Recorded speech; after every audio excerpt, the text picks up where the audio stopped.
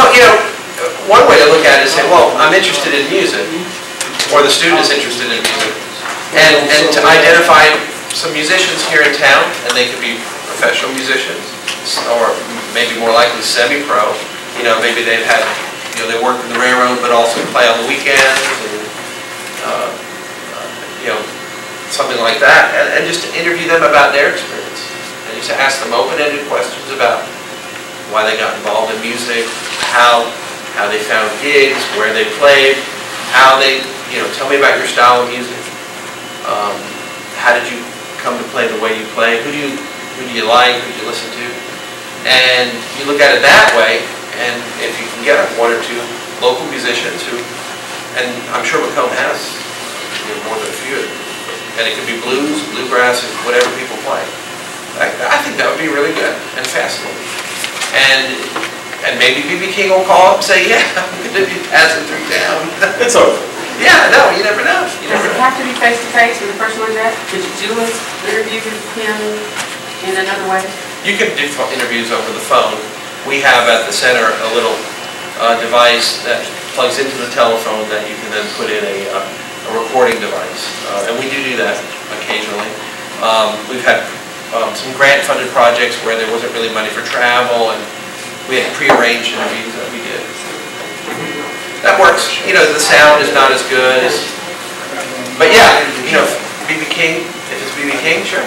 Well, I think that we shoot high, and if we don't achieve that, we still get some good interviews. We're getting the product achieved anyway, but I'd like to talk to B.B. King's sidemen. Have you contacted the B.B. King Museum? I've been letting the student try to do a lot of goings on thus far, and we're having a meeting next week about the project, so I'm going to talk to him and see what he's done, and we're going to move forward from there.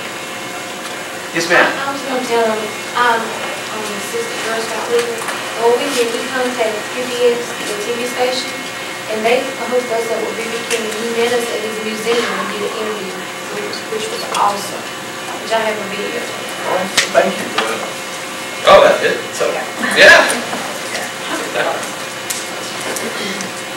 Louis, can we take a 5-minute break while I change tapes out, and then we can come back? Stretch.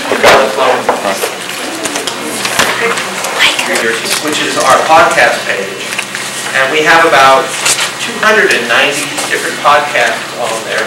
Everything from soup to nuts, Jerry Clower to Fannie Lou Hamer to the history of the Holiday Inn Hotel Corporation, which is actually quite fascinating. Holiday Inn, when they began to expand out of Memphis, expanded first to the Mississippi. Cool.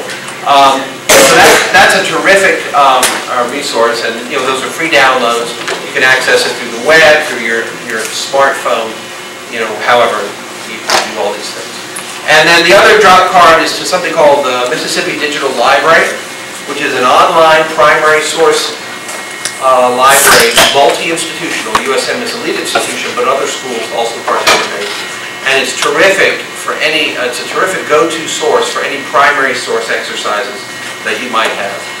Within that is something called the Civil Rights in Mississippi Digital Archive, which USM hosts, and has many of our paper collections and audio and transcripts are up there. Not audio, but transcripts.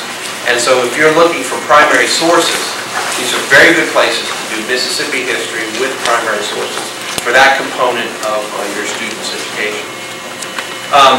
I want to tell you a little bit about some funding opportunities as well. There actually is money to fund oral history projects. Not a lot, but some.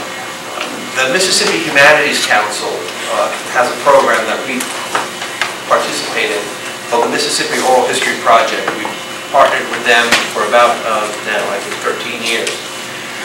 And they have a mini grant program. It's $1,500 that you can get, which is, that's not lots of money, but, use it for a large number of things, stipends, expenses, and what have you. And if you win a mini grant, and they're not super competitive, we also will come out and train whoever's working on the project. And so think about that. If you're looking for resources, you want to do an oral history project with your students or with a community group, or with students and a community group, think about it, call me, talk to me about it, and think about submitting a Mississippi Oral History Project application. The application is not complicated and it's not difficult to complete. So it can be filled out relatively easily. And a lot of really good work has happened under this. We have our little logo material here that tells you about it as well.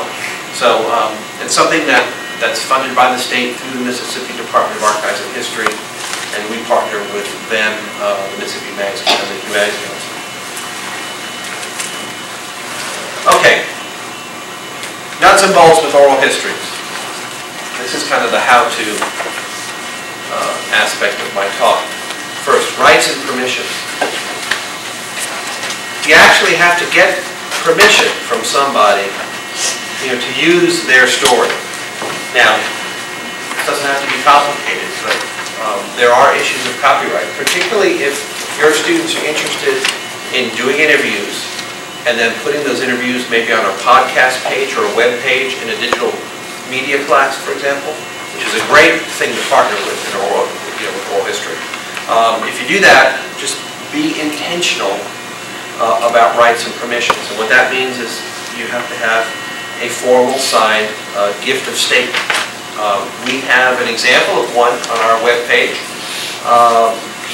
You can design one yourself through your school, but you're free to use the one that the University of Southern Mississippi uses, and of course change the names so that and customize it so that it applies to your institution.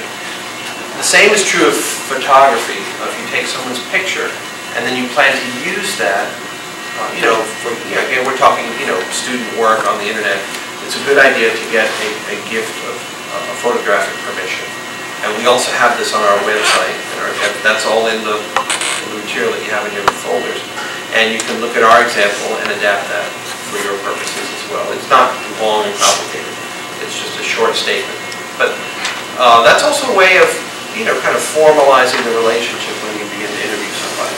This is mostly for cases where you plan to archive interviews and to use them on the web and publish them in places like the internet. And,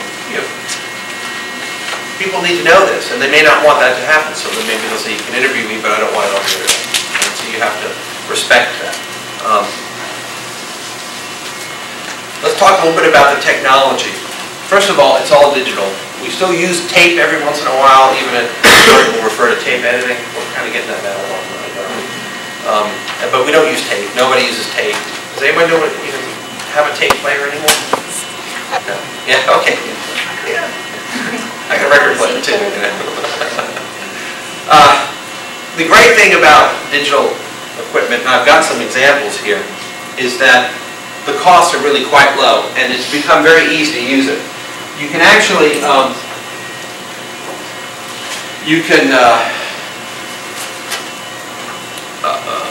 me get my machine out. This is my personal machine I'm going to pull out of here. I use a little handheld machine. This is about $80. And it works just like a camera. It has one of those blue SD memory cards inside. You just record up to that. We have more expensive. This is a very nice style of recorder. It's a Marantz PDM 660. This is what is standard equipment at National Public Radio when they do their stuff. And this is a good machine. But it's expensive. It's about $600.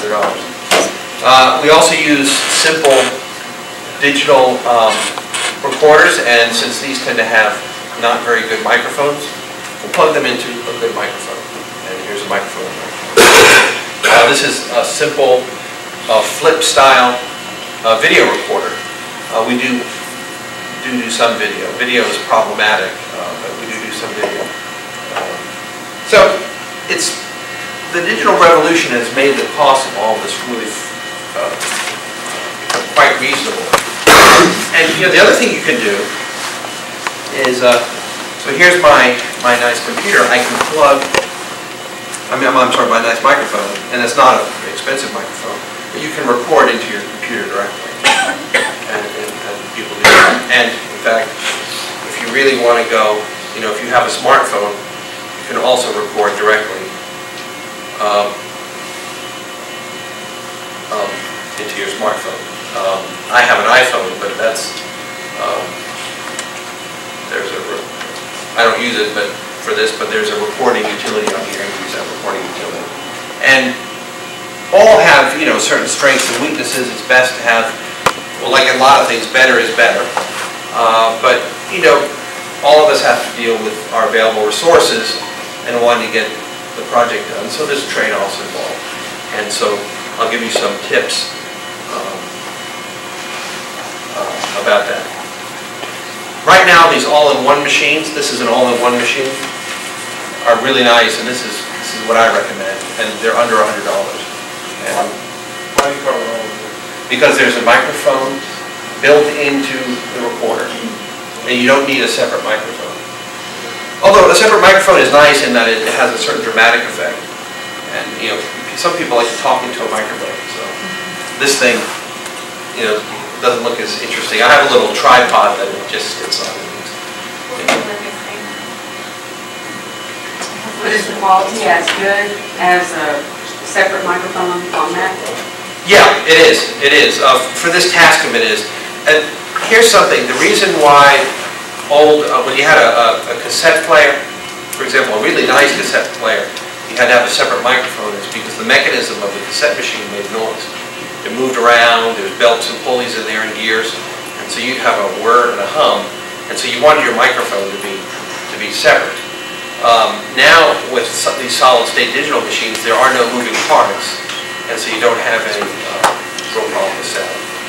So I think the quality is good. I mean, like anything else, better is better, but you know, we're also living in a situation where we all have limited resources, and you want, you know, don't let perfect be, you know, the enemy of the good. So, no tape. But you know, you want to balance the need for features with resources. I'm just going to show you what I think is the. Let me skip ahead. These machines. I'll explain this stuff later. Here are 3 examples. Current as of this summer for types of equipment. It's like the good, better, and best. This is the $80 TAHGMS. This is the more updated version of what I use. This one's about 3 years old. And they change them, you know, all the time. This is about $100 Zoom H2, and that's another solid state all-in-one machine. It's about right now it's selling for about $100. The price has gone down a bit. And then this is the really nice machine. It's the more updated version of this, and these still go for about $600. And they're all good. They're all good. When you're recording an interview, you know, you don't need things like stereo. You're not recording music, so you don't want stereo. In fact, the stereo will make it sound like they're in an echo chamber. So a lot of the features that are important to people who record music are not as important to people who record one person in a kind of a one-on-one sound situation where it's quiet and you're sitting there and they're in front of you. So that's the way to do that. Now this again is in your packet. I have some information here on digital audio. If you're interested in how digital audio works by sampling, and I've got some information in there, I won't really explain that. Really, the most important thing for you to know about digital audio are the file formats, because that's something that when you're actually recording with a digital recorder, you'll interact with. So how do I play this file format? Why is this one so big? The file size is so big here, and this one is so small. There's 2 file formats.